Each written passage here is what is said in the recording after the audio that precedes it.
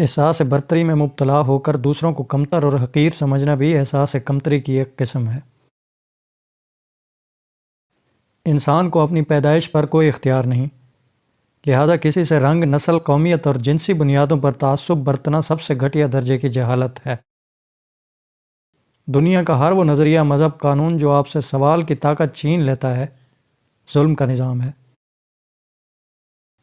کسی بھی انسان کا بہترین دوست صرف وہی خود ہے۔ دلیل نہ ماننے والے سے بحث کرنا ایسے ہی ہے جیسے کسی مردے کو دوا پلانا۔ معاشرے جاہل نہیں ہوتے، جاہل رکھے جاتے ہیں۔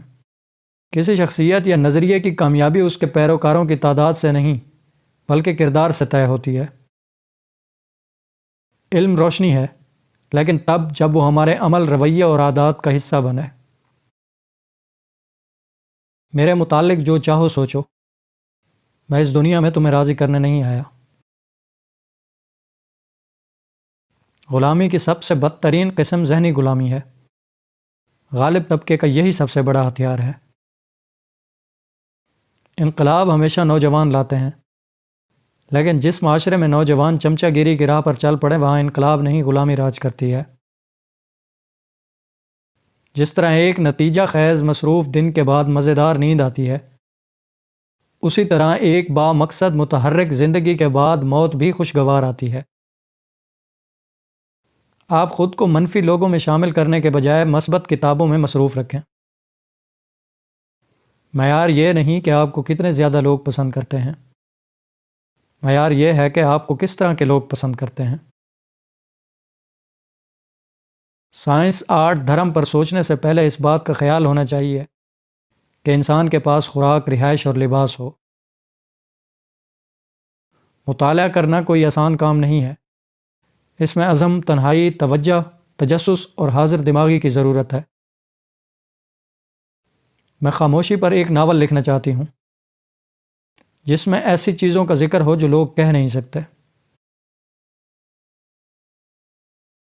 میں نے اپنی زندگی میں جو کچھ بھی سیکھا ہے، سب کتابوں ہی کی دین ہے۔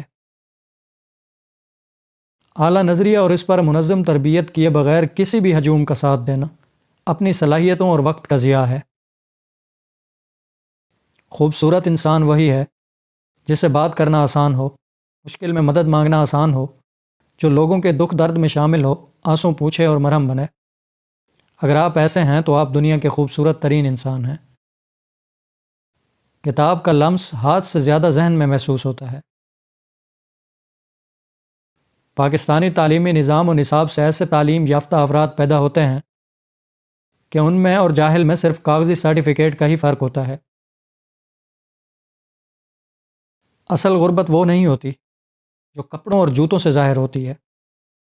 اصل غربت سوچ اور فکر اور شعور کی کمی ہوتی ہے۔ اس ملک میں تیزی سے پھیلتی ہوئی خطرناک بیماریوں میں شخصیت پرستی پہلے نمبر پر ہے۔ زندہ شخص کے چہرے پر ایک مسکراہٹ لانا قبر پر 1000 گلدستے رکھنے سے بہتر ہے۔ فتووں پر زندگی گزارنے والی قوموں کے دماغ تحقیق، تخلیق اور عقل سے خالی ہوتے ہیں۔